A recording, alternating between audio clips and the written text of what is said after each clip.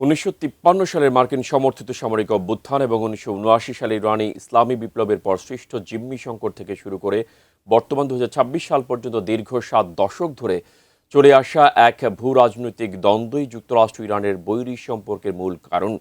একসময়ের ঘনিষ্ঠ মিত্র থেকে এই দুই দেশ কিভাবে চরম শত্রুতে পরিণত হলো দেখে নেওয়া যাক সেই বৈরিতার ঐতিহাসিক ঘটনা প্রবাহ।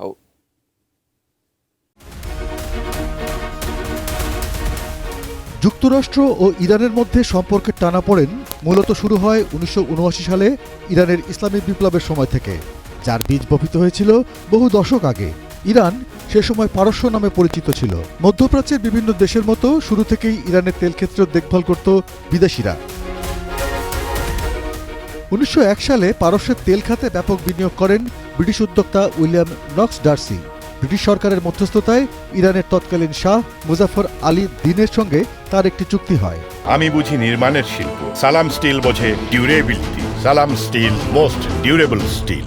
চুক্তি অনুযায়ী ডার্সিকে ইরানের 3/4 পেট্রোলিয়াম, প্রাকৃতিক গ্যাস, অসফোল্ড ও খনিজ পদার্থের অনুসন্ধান, পরিবহন ও বিক্রয়ের জন্য ছাড়পত্র দেওয়া হয়। বিনিময়ে ইরানের শাহকে দেওয়া হয় এককালীন নগদ 20,000 পাউন্ড ও 20,000 পাউন্ডের শেয়ার, যার বর্তমান বাজার মূল্য $31 লাখ।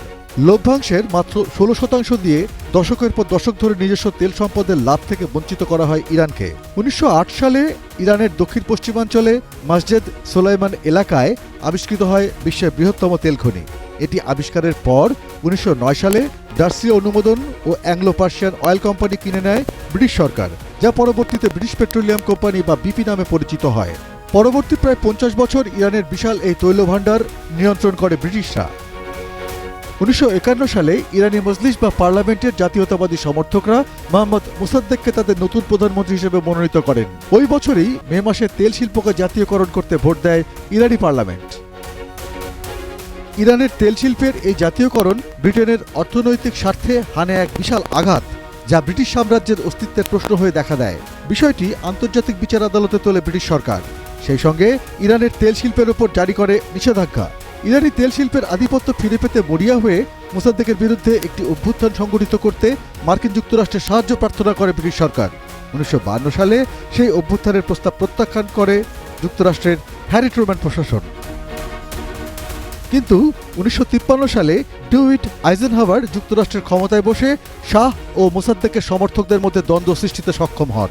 বিভক্ত হয়ে পড়ে ইরান। সেই সুযোগে পাশ্চাত্যপন্থী শাহ মোহাম্মদ রেজা পাহলভিকে আবারও ক্ষমতায় বসায় যুক্তরাষ্ট্র, আর এটি ছিল বিদেশি কোনো রাষ্ট্রের স্বার্থে যুক্তরাষ্ট্রের নবগঠিত গোয়েন্দা সংস্থা সিআইএর প্রথম হস্তক্ষেপ। এই ঘটনা ইরানি জনগণের মনে যুক্তরাষ্ট্রের প্রতি চিরস্থায়ী ক্ষোভ ও অবিশ্বাসের জন্ম দেয়, আর এখান থেকেই রূপ নিতে শুরু করে ইরান ও যুক্তরাষ্ট্রের মধ্যে বৈরী সম্পর্কের আজকের পরিণতি। 1979 সালে আয়াতুল্লাহ রুহুল্লাহ খোমেনির নেতৃত্বে ইরানের ঐতিহাসিক ইসলামী বিপ্লব সফল হয়। শাহ দেশ ছেড়ে পালাতে বাধ্য হন এবং একটি ইসলামী প্রজাতন্ত্র হিসেবে আত্মপ্রকাশ করে ইরান। ওই বছরই নভেম্বর মাসে একদল ইরানি ছাত্র তেহরানের মার্কিন দূতাবাসে হামলা চালিয়ে 52 জন মার্কিন কর্মীকে জিম্মি করে। এই ঘটনার জেরে 1980 সালে ইরানের সাথে সমস্ত কূটনৈতিক সম্পর্ক ছিন্ন করে যুক্তরাষ্ট্র। দীর্ঘ 444 দিন পর 1981 সালে জিম্মিরা মুক্তি পেলেও চিরতরে ভেঙে যায় দুদেশের সম্পর্ক। Arpan Maitra, desk report, ATN news.